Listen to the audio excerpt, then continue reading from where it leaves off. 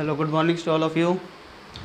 तो हम बच्चों अब नेक्स्ट जो सीरीज़ है इसकी वो डिस्कस करने जा रहे हैं। और यहाँ पे एटॉमिक स्ट्रक्चर हम लोगों का चल रहा था। तो रदरफोर्ड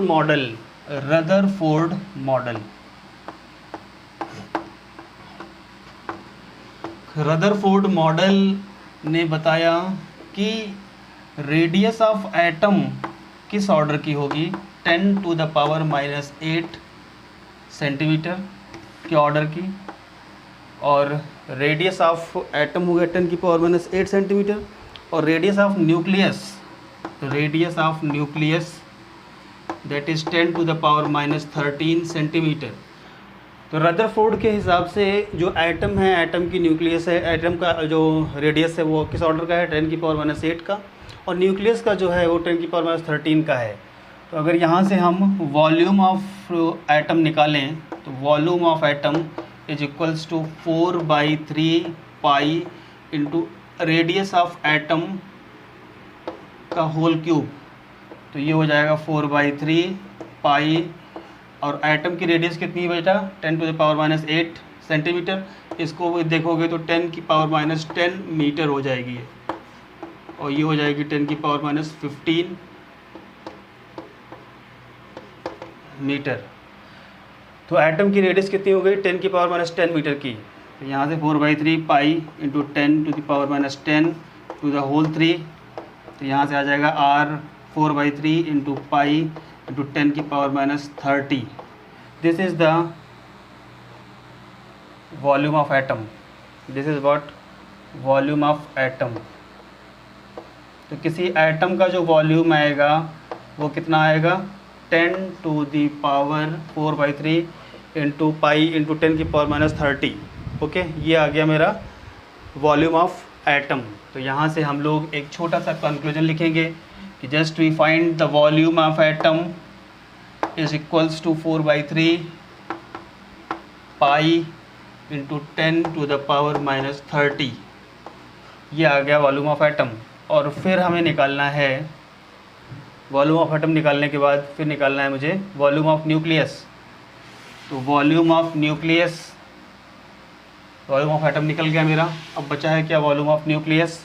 तो volume of nucleus is equals to 4/3 into pi into radius of nucleus की power 3। So it will be how much, 4/3 into pi, और ये वैल्यू ये लिखी है आपके सामने 10⁻⁻15 टू द पावर 3। तो ये हो जाएगा 4/3 पाई और 10⁻⁻45, 10⁻⁻45। ये आ गया आपका volume of nucleus. Volume of nucleus. तो वॉल्यूम ऑफ न्यूक्लियस यहाँ से कितना आया आपका, 4/3 इंटू पाई इंटू 10⁻⁴45। ये आ गया। अब इन दोनों को डिवाइड कर दोगे, अगर ये दोनों डिवाइड कर दो तो यहाँ बचेगा क्या, volume of atom upon volume of nucleus. 4/3 pi 4/3 pi cancel, 10⁻⁻30 और 10⁻⁻45। तो यहाँ से 10⁻+15। तो एटम का volume is equals to 10⁻15 into which volume of nucleus.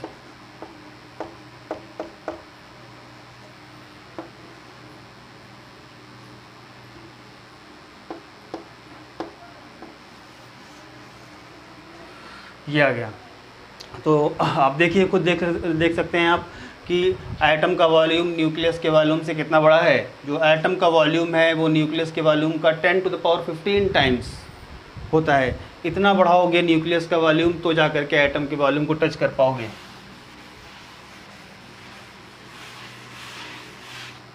Okay, और इसके बाद नंबर ऑफ़ अल्फ़ा पार्टिकल्स, मैंने क्या बोला था कल कि 99.99% अल्फ़ा पार्टिकल जो है वो स्ट्रेट चले जा रहे हैं, लेकिन कुछ अल्फ़ा पार्टिकल ऐसे हैं जो थीटा डिग्री पर बेंड हो रहे हैं, और वो जो हैं कितने हैं आप देखते हैं हम लोग।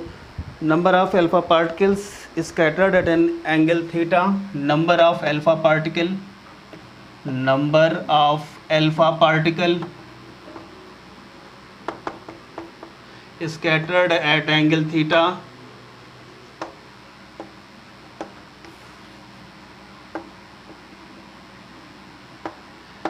number of alpha particles scattered at an angle theta, scattered at an angle theta, number of alpha particles scattered at an angle theta is inversely proportional to theta, is inversely proportional to, is inversely proportional to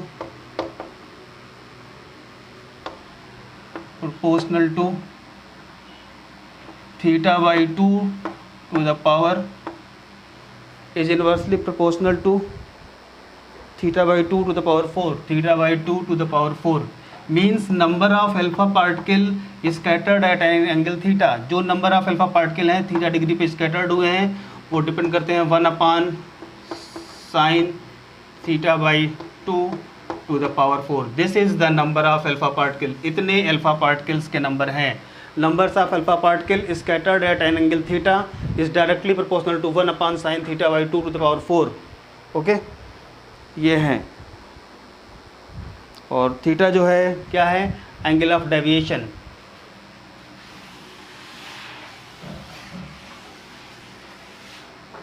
फिर हमें एक छोटा सा question लेना है, एक छोटा सा क्वेश्चन लेते हैं। If number of alpha particle, question देखिए, if number of alpha particle, numbers of alpha particle, if numbers of alpha particle scattered at an angle of 60 degree, scattered at an angle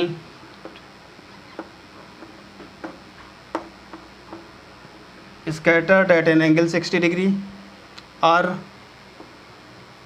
112 per minute, then calculate numbers of alpha particle, then calculate numbers of alpha particles n theta, then calculate n theta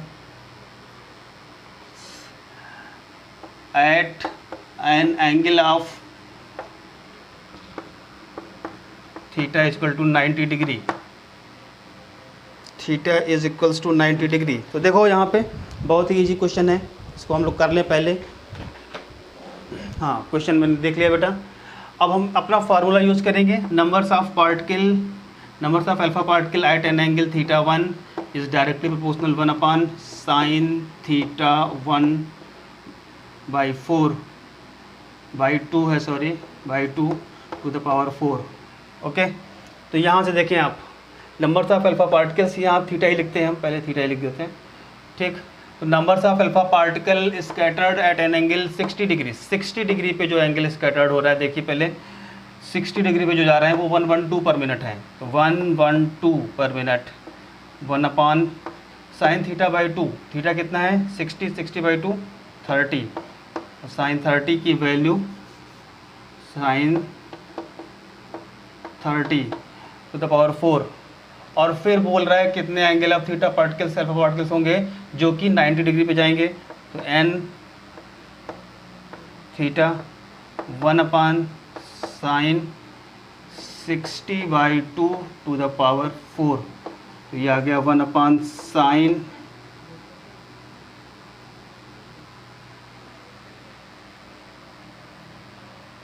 90 है बेटा, ऐसी 60 नहीं 90 है, और 90/2 तो sin 45 to the power 4। तो हमारे पास दो वैल्यूज़ आ गई, एक वैल्यूज़ आ गई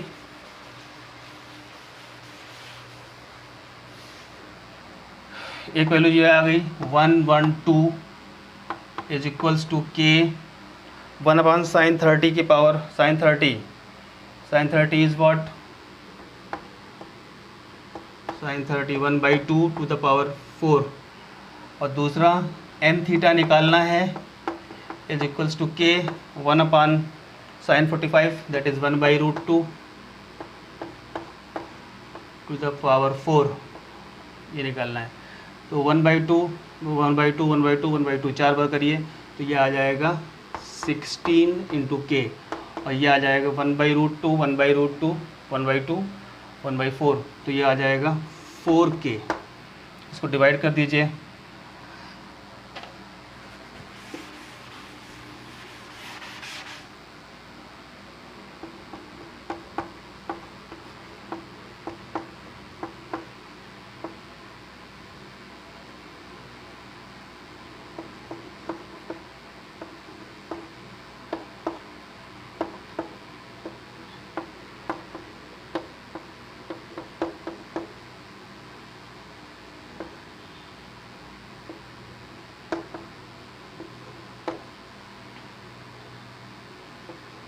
हाँ, तो numbers of alpha particle at 90 degree वो हो जाएंगे 28, ये आ गया कैलकुलेट होकर के 28 अल्फा पार्टिकल्स। ओके,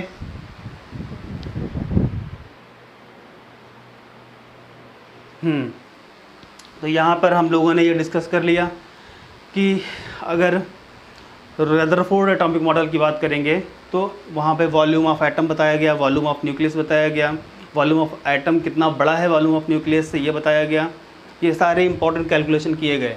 और उसके बाद इन्होंने ये भी बताया, इन्होंने क्या नहीं बताया, Rutherford could not explain the hydrogen spectrum. Rutherford hydrogen spectrum को एक्सप्लेन नहीं कर पाए। रदरफोर्ड ना ही एमिशन स्पेक्ट्रम को और ना ही एब्जॉर्प्शन स्पेक्ट्रम को, दोनों में से किसी को रदरफोर्ड एक्सप्लेन नहीं कर पाए। ठीक, फिर रदरफोर्ड क्लासिकल मैकेनिक्स का जो पोर्शन था उन्होंने क्या बोला, एक साइंटिस्ट थे मैक्सवेल ने बोला कि अगर कोई चार्ज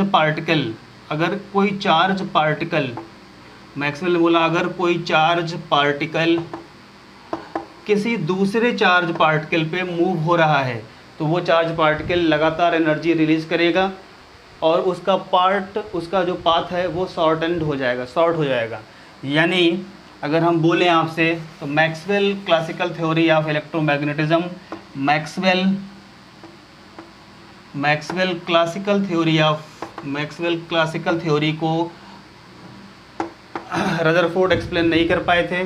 तो मैक्सवेल क्लासिकल थ्योरी क्या थी, उन्होंने कहा कि अगर ये सेंटर पे कोई चार्ज है और इसके अराउंड अगर कोई चार्ज मूव कर रहा है तो ये चार्ज लगातार एनर्जी जो है रिलीज करता रहता है। इसकी वजह से इसका पाथ शॉर्ट हो जाएगा और ये कभी ना कभी आकर के इसमें गिर जाएगा। तो Maxwell classical theory of electromagnetism को भी रदरफोर्ड एक्सप्लेन नहीं कर पाए। हाइड्रोजन स्पेक्ट्रम की बारे में जो बातें थी रदरफोर्ड उसको भी एक्सप्लेन नहीं कर पाए। इसीलिए हम लोग आगे की ओर बढ़ते हैं और इनकी इस थ्योरी को नहीं मानते हैं। ठीक है, ये सही नहीं है, कंप्लीट सही इन्फॉर्मेशन सही नहीं है यहाँ पे रदरफोर्ड के बारे में। अगर आपसे कोई पूछे कि ये थ्योरी फेल कब होती है तो आप बोलिए कि ये थ्योरी फेल होती है मैक्सवेल के इलेक्ट्रोमैग्नेटिज्म ऑफ चार्ज वाले पोर्शन पे फेल हो जाती है, और भी एक दो जगह है जहाँ पे ये फेल होती है। हाइड्रोजन स्पेक्ट्रम पे फेल हो जाती है, एमिशन स्पेक्ट्रम पे फेल हो जाती है, एब्जॉर्प्शन स्पेक्ट्रम पे फेल हो जाती है। अब हम बात करते हैं किसकी, radius of any nucleus is given by, radius of any nucleus, ये रदरफोर्ड का अचीवमेंट है। रेडियस ऑफ एनी न्यूक्लियस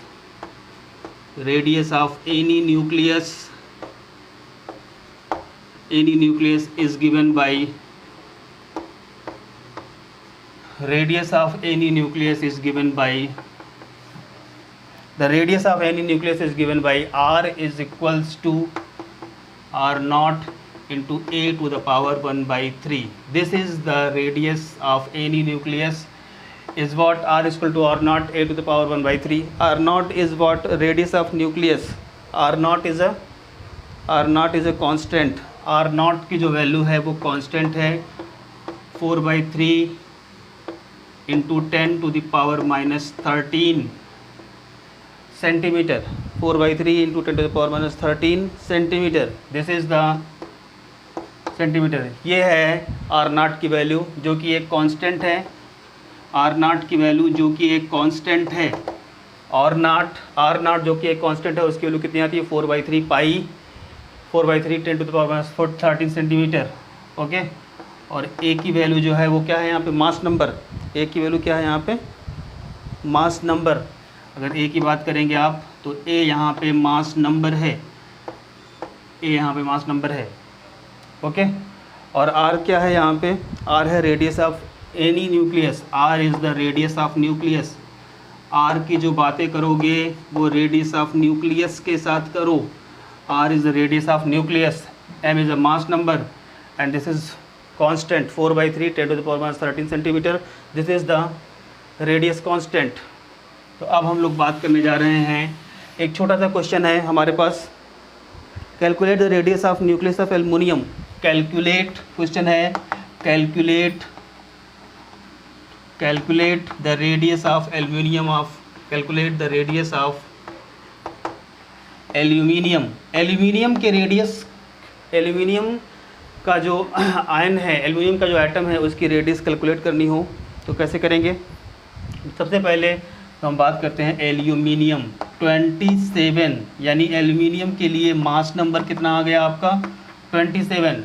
तो यहाँ से R is equals to R0 into A to the power 1/3। R0 कितना है नहीं दिया है तो हम अपना मान लेंगे 4/3 पाई, और R की वैल्यू है 10 टू द पावर -13। ठीक, ये सेंटीमीटर में आ गई, इंटू ए कितना है 27 दिया हुआ है, तो 27 टू द पावर 1/3। ठीक, तो ये 3 टू द पावर 3, 3 तिहाई 9 तिहाई 27, तो यहाँ से 3 कैंसिल हो जाएगा, ये 3 और ये 3 कैंसिल हो जाएगा, आंसर आ जाएगा इसका। देखो यहाँ पे आंसर कैसे आएगा,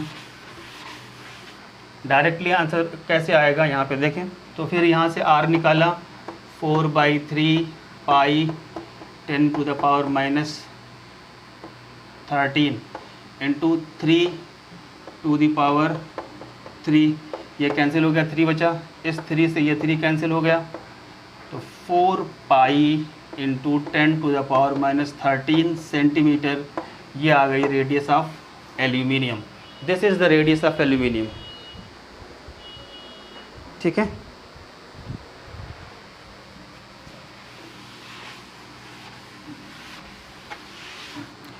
next just I will talking about the very most important topic of NEET और JEE division.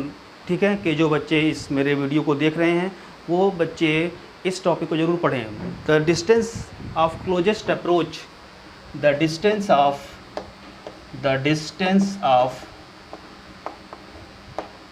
Closest approach, the distance of closest approach,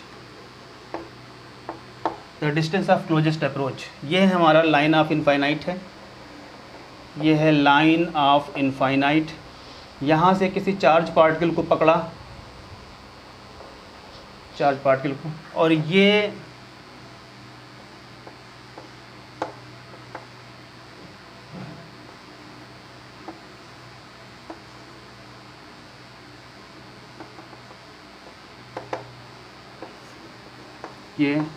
atomic nucleus,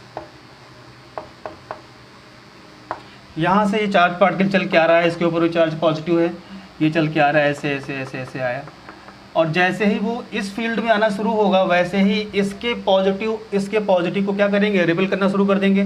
तो एक ऐसा पॉइंट आएगा कि रिपल्सन बढ़ता जाएगा, फिर एक ऐसा पॉइंट जहाँ पर रिपल्सन 0, ये वो लाइन है जिस लाइन पे आकर के रिपल्सन 0 हो गया। यहाँ से पॉजिटिव चार्ज आप भेज रहे थे, जैसे यहाँ पे आया रिपल्सन फोर्स शुरू हो गया, इस पॉजिटिव के साथ रिपल्सन शुरू हो गया, फिर ये आगे बढ़ाया, आगे बढ़ाया, रिपल्सन लगातार बढ़ता गया, एक ऐसी पोजीशन पे आकर रिपल्सन 0 हो गया, और जहाँ पे रिपल्सन 0 हो गया फिर वहाँ से ये बैक आ जाएगा। तो suppose like that this is the point, this is the point A and this is the point B. Point B पे इसकी वेलोसिटी क्या होगी, velocity of, suppose like this is alpha particle, this is alpha, velocity of alpha particle क्या हो गई 0, और फिर ये बैक हो गया यहाँ से और फिर जाकर के मिल गया। अब हमें क्या निकालना है, हमें बताना है कि यहाँ से आइटम जो गया, ये पॉइंट ए है, पॉइंट ए पर total mechanical energy is equals to point B पे टोटल मैकेनिकल एनर्जी, यानी कि kinetic energy at point A plus potential energy at point A, और ये है kinetic energy at point B plus potential energy at point B, ये दोनों बराबर होना चाहिए। अब यहाँ जरा गौर से देखो, ये इनफाइनाइट पे है, तो इनफाइनाइट पे होने की वजह से इसकी जो पोटेंशियल एनर्जी पॉइंट ए पे होगी वो जीरो हो जाएगी। क्यों? 1/4πε0 Q1 Q2 बाई आर, और आर कितना हो जाएगा? इनफाइनाइट। ये वाला जो आर रखोगे, ये वाला आर क्या हो जाएगा? इनफाइनाइट। तो यहाँ पोटेंशियल एनर्जी जीरो है, लेकिन काइनेटिक एनर्जी नॉन जीरो है। ठीक है, काइनेटिक एनर्जी होगी 1/2 mass of alpha into velocity of alpha का स्क्वायर, ये हो जाएगी काइनेटिक एनर्जी। यहाँ पे काइनेटिक एनर्जी जो हो जाएगी पॉइंट बी पे वो 1/2 वो हो जाएगी जीरो, क्योंकि यहाँ पर वेलोसिटी ही जीरो है। ठीक है, तो यहाँ पे potential energy at point B, तो पॉइंट बी पे पोटेंशियल एनर्जी कैसे कैलकुलेट कर पाओगे? तो ये it is equals to how much? It is equals to potential energy 1/4πε0 into Q of alpha and Q of nucleus upon R0। ये आ गया हमारा पोटेंशियल एनर्जी। तो जैसे ही किसी पॉजिटिव चार्ज पार्टिकल को आपने न्यूक्लियस की ओर भेजा, और वो एक ऐसा समय आएगा जब इसकी पॉजिटिव फील्ड में रहेगा और उसके भी बाद आगे जाएगा, तो ये वाला पॉजिटिव इस पॉजिटिव के साथ रिपल्सन में मैक्सिमम रिपल्सन होगा, और फिर एक जगह पे आकर के रिपल्सन मैक्सिमाइज हो जाएगा, और वहाँ पर इस चार्ज की वेलोसिटी जीरो हो जाएगी। कुल मिलाकर के ये बना लीजिए आप लोग, और बनाने के बाद हम अब आप लोगों को कॉन्सेप्ट इन ब्रेन विजुलाइज करवाते हैं कि mechanical energy at point A या point B is equals to mechanical energy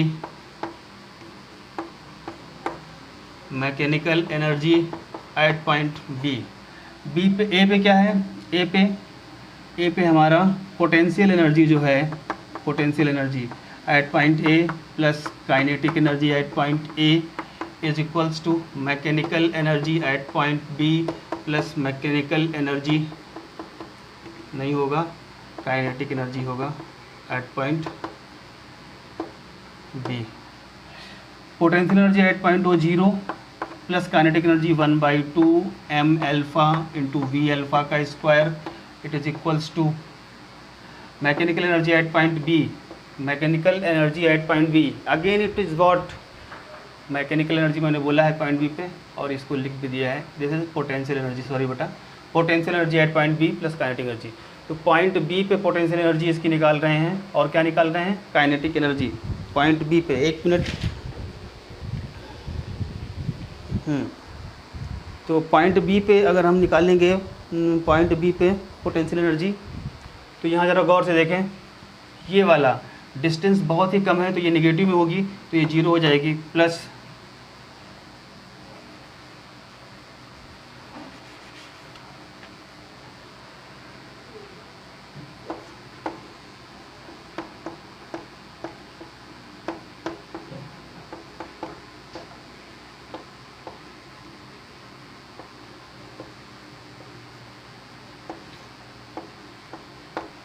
बस यहाँ से वी अल्फ़ा निकालना है। V alpha is equals to look like this word. ठीक है, क्या हो जाएगा? 2/m अल्फ़ा, दिस वन, इसकी वैल्यू होती है 9 × 10⁹ charge on nucleus and charge, जो चार्ज आप ले करके आ रहे हो उस पर कितना चार्ज है अपॉन R0 रख दीजिएगा। आप यहाँ से वेलोसिटी निकाल सकते हैं या R0 यहाँ से निकाल सकते हैं। ठीक है, तो ये थ्योरी यहाँ से फुलफ़िल हो गई कि हमें चार्ज कैसे निकालना है। चार्ज निकालना आना चाहिए आपको, अगर चार्ज निकालना नहीं आ रहा है तो नहीं निकाल पाएंगे क्वेश्चन आप। ठीक है, थैंक यू।